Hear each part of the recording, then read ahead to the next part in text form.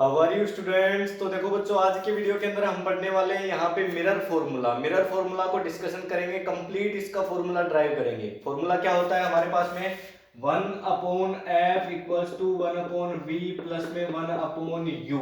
ठीक है, F focal length, V image distance, U object distance. ठीक है, अब ये फॉर्मूला है, इसको मैथमेटिकली प्रूव करना है, ड्राइव करना है हमें। ठीक है, तो यहाँ पे देखो मैंने एक कॉनकेव मिरर लिया है। जब आप हायर क्लासेज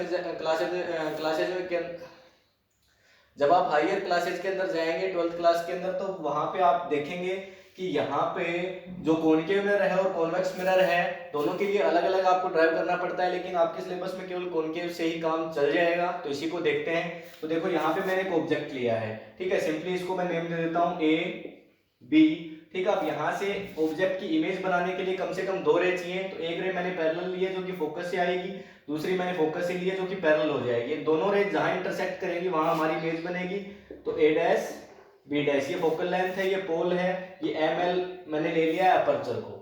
ठीक है, अभी हमें क्या करना है, इन दोनों साइड्स को हमें क्या करना है, यहाँ पे कंपेयर करना है। जब साइड्स को कंपेयर करना होता है तो हमें पहले ट्राइंगल को सिमिलर प्रूव करना पड़ेगा। ट्राइंगल लेंगे तो ये ट्राइंगल ले रहा हूं मैं, और दूसरा यहाँ पे ये ट्राइंगल ले रहा हूं। इसको मैं बिल्कुल यहाँ पे स्ट्रेट मान के चल रहा हूँ। पीएल को स्ट्रेट क्यों मान के चल रहा हूँ, क्योंकि जब हम 10th और 12th के अंदर यहाँ पे मिरर के बारे में पढ़ते हैं तो आप ये समझिए कि जो मिरर है वो बहुत ही बड़ा है, यानी एक बहुत बड़ा स्फेयर है। हमें पता है स्फेरिकल मिरर से स्फेयर को काट करके मिरर को बनाया गया है। तो एक बहुत बड़ा स्फेयर है जिसका हमने एक छोटा सा पीस काटा है। यानी जब अर्थ के ऊपर आप चलते हैं तो अर्थ आपको कैसी दिखाई देती है, बिल्कुल स्ट्रेट दिखाई देती है। ठीक, तो लेकिन है तो वो यहाँ पे सर्कुलर फॉर्म में, लेकिन वहां पे एक छोटा पीस उसका आप देख रहे हैं। ठीक है, वो बहुत ज्यादा बड़ी है। ठीक है, उसी तरह से हम स्फेयर का एक टुकड़ा मान रहे हैं, इसलिए ये लाइन कैसी है, ये बिल्कुल स्ट्रेट लाइन है। ठीक है, तो ये बिल्कुल स्ट्रेट लाइन हो गई हमारे पास जो पीएल है, और ये ऊपर वाली जो एमपी है ये भी एक बिल्कुल स्ट्रेट लाइन हो गई। तो अब हम ट्राइंगल को लेते हैं। देखो यहाँ पे ट्राइंगल कौन सा लेंगे, देखो अभी हम यहाँ पे जो ट्राइंगल है मैं ले रहा हूं यहाँ पे ए बी एफ। सबसे पहले ट्राइंगल, तो triangle A B F, and यहाँ पे ट्राइंगल दूसरा ले रहा हूं पी एफ एल। ठीक है, ट्राइंगल पी एफ एल। आज के वीडियो को समझने के लिए कंडीशन है नोटबुक और पेन साथ में रख लें, साथ साथ करेंगे तो समझ आएगा, अदरवाइज नहीं आएगा। ठीक है, तो ट्राइंगल पी एफ एल, ये दोनों ट्राइंगल्स हैं, हमने ले लिया। अब इनको सिमिलर प्रूव करना है। सिमिलर प्रूव करने के लिए कम से कम किसी ट्राइंगल के दो एंगल है वो इक्वल होने चाहिए। तो देखो ये वाला एंगल आप देख पा रहे होंगे 90 है, और यहाँ पे ये वाला एंगल आप देख पा रहे होंगे 90 है।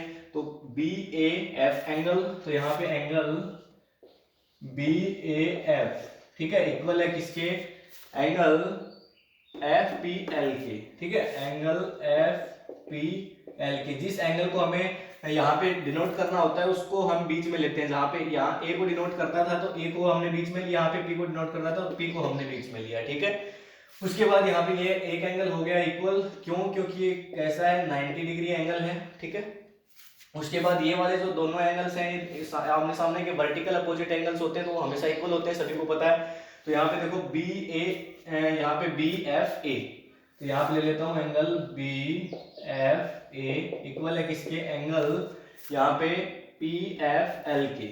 तो एंगल पी एफ एल के इक्वल है, क्यों, क्योंकि ये वर्टिकल अपोजिट एंगल है। ठीक है, तो ये दोनों एंगल इक्वल हो गए। अब दो एंगल जब किसी ट्राइंगल के इक्वल हैं देन ये प्रूव हो जाता है कि यहाँ पे सिमिलर ट्राइंगल्स हैं। तो अब हम इनकी साइड्स को कंपेयर कर सकते हैं। तो यहाँ पे आप लाइन लिख देंगे। उसके बाद देखो साइड्स को कंपेयर करते हैं। तो ए बी, तो ए बी अपोन में यहाँ पे मैं रख लेता हूँ पी एल। ठीक है, तो पी एल, तो ये इसके अपोन में मैंने इसको रख दिया। ठीक है, और यहाँ पे रख लेता हूँ एफ पी, तो इक्वल्स टू यहाँ पे देख लेते हैं, तो ए एफ, ठीक है, अपोन में एफ पी। तो ये वाली साइड है ए एफ और मैंने अपोन में रख दिया एफ पी को। ठीक है, तो दोनों साइड्स को कंपेयर कर लिया है और इसको मैंने दे दिया इक्वेशन फर्स्ट। ठीक है, अभी यहाँ पे देखो दूसरा ट्राइंगल ले रहा हूं मैं, एक ये ट्राइंगल और दूसरा ये वाला ट्राइंगल, इन दोनों को कंपेयर करूंगा। तो यहाँ पे देखो, यहाँ पे भी एक एंगल 90 डिग्री, यहाँ पे भी एक एंगल 90 डिग्री है, तो दोनों 90 डिग्री, तो एक एंगल इक्वल। फिर दूसरा ये वर्टिकल अपोजिट एंगल है तो ये भी इक्वल हो गए। तो इसलिए ये वाले जो ट्राइंगल है यानी A dash B dash F and M P F, ये दोनों भी क्या है, सिमिलर है। तो सिमिलर ट्राइंगल्स हो गए, तो इनकी भी साइड को मैं कंपेयर कर सकता हूं। तो यहाँ पे मैं रख देता हूं एम पी अपॉन में ए डैश बी डैश, देखो ये एमपी, तो एमपी रख दिया मैंने, यहाँ पे ये ए डैश बी डैश, तो ए डैश बी डैश रख दिया मैंने।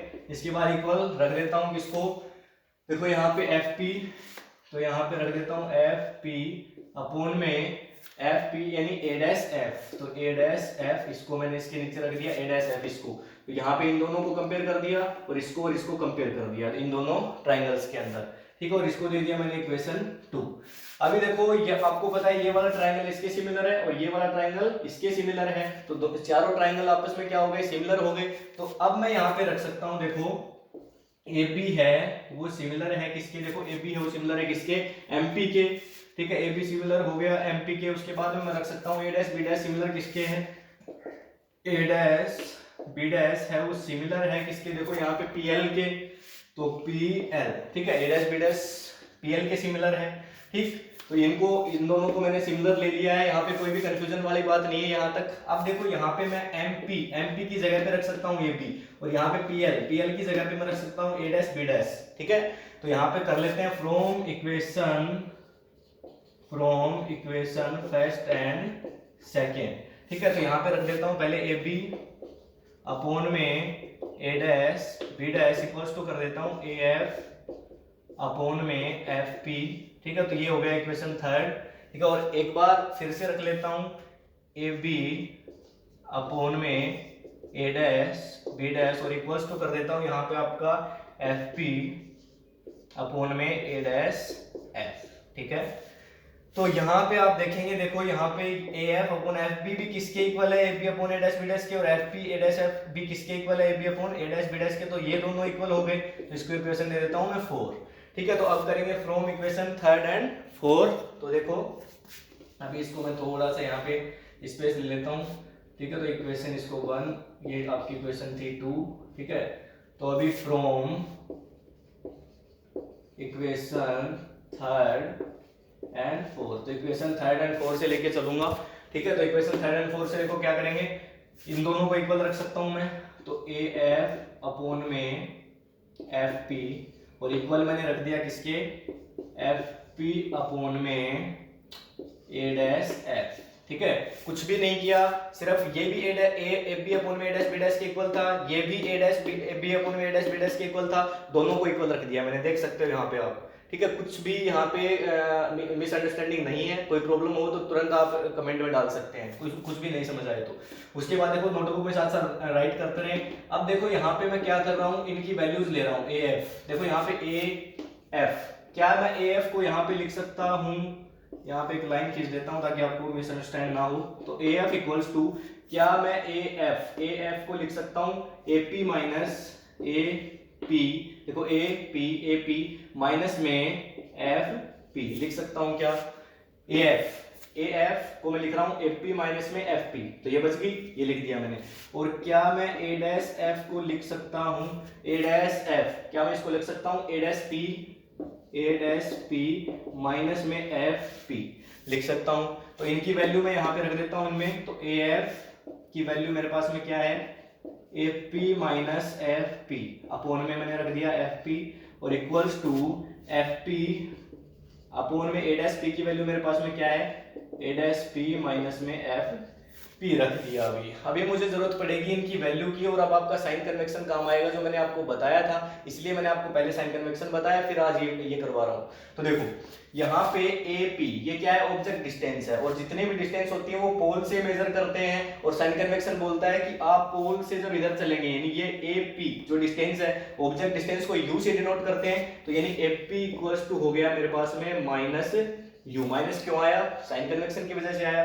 दूसरा ए डैश पी, तो ए डैश पी है इमेज डिस्टेंस v, और ये भी माइनस का आएगा, ठीक है। और दूसरा यहाँ पे एफ पी, तो एफ पी है देखो मेरे पास में माइनस एफ, माइनस क्यों लिया, क्योंकि आप पोल से लेफ्ट हैंड साइड चल रहे हो, और लेफ्ट हैंड साइड जैसे भी चलोगे आप सारी क्वांटिटीज कैसी आएंगी, नेगेटिव आएंगी। अब यहाँ पे मैं इनकी वैल्यू पुट कर देता हूँ, एफ पी की, ए डैश पी की, एफ पी की, इन सभी की वैल्यू पुट करता हूँ। देखो तो एफ पी की वैल्यू मेरे पास में क्या है, देखो माइनस यू, एंड यहाँ पे माइनस एंड माइनस एफ, ठीक है। उसके बाद अपॉन में माइनस एफ हो गया, and equals to minus F, F P की वैल्यू, एंड यहाँ पे ए डैश पी की वैल्यू माइनस बी, ठीक है, एंड माइनस, और एफ पी की वैल्यू फिर से माइनस, तो माइनस एफ, ठीक है, तो ये वैल्यू मैंने यहाँ पे पुट कर दी है। अभी एक बार इतने का आप स्क्रीनशॉट ले लीजिए, चाहे कुछ भी कर लीजिए एक बार, ठीक है। तो अभी मैं साइड में हूँ थोड़ा, उसके बाद मैं एक बार इसको रफ करता हूँ क्योंकि जगह भी कम है मेरे पास थोड़ी। तो देखो इसको एक बार मैं रफ कर रहा हूँ यहाँ से।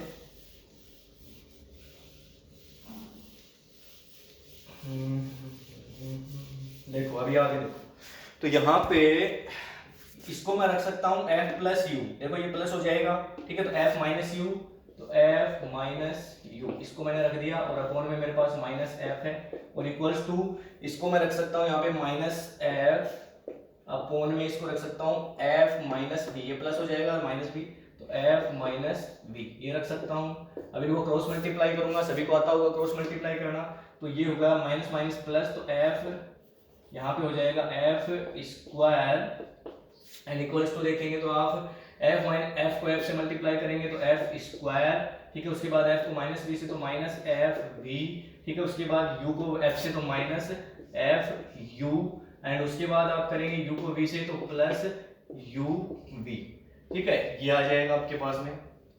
उसके बाद देखो इस f से इस f को कैंसिल आउट कर सकता हूं मैं, एंड यहाँ पे रख सकता हूँ u v equals to f v plus f u, ठीक है। अब ये इसको मैं रख लेता हूँ इक्वेशन नंबर 5, और इक्वेशन 5 को मैं डिवाइड करूंगा u v f से। किसे डिवाइड करूंगा इक्वेशन 5 को? u v f से। आप लिख देंगे एक line, we are dividing equation 5 from u v f, ठीक है। u v f से डिवाइड करेंगे तो क्या हो जाएगा, देखो u v को u v f से डिवाइड कर देते हैं, तो u v अपॉन में u v f equals to f v upon में u v f, और प्लस में एफ यू अपॉन में यू वी एफ। तो देखो यू वी से यू वी कैंसिल, तो यहाँ पे बच गया 1 upon F equals to F V cancel, F and V cancel, तो यहाँ पे बच गया 1 अपॉन यू, और प्लस में एफ एंड यू कैंसिल, तो एफ एंड यू कैंसिल, और यहाँ पे बच गया 1 अपॉन वी, और आपके पास में आ गया 1 upon F equals to 1 upon U plus में 1 upon V, and this is your mirror formula, ठीक है। तो इस तरह से आप ड्राइव कर सकते हैं मिरर फॉर्मूला को।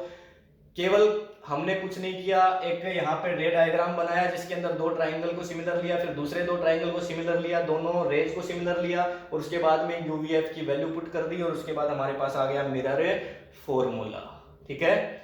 नोटबुक और पेन जरूरी है, अगर ये लेकर के बैठे हैं तो ये क्लियर है आपको, अगर नहीं लेके बैठे हैं तो आपको क्लियर नहीं है, मैं गारंटी दे सकता हूँ, ठीक है। तो ये है मिरर फॉर्मूला, और इसको मैं मैजिकल फॉर्मूला बोलता हूँ क्योंकि ये आपका काफी मैजिक करने वाला है न्यूमेरिकल्स के अंदर, ठीक है। देखेंगे तभी न्यूमेरिकल्स करेंगे तब इसको।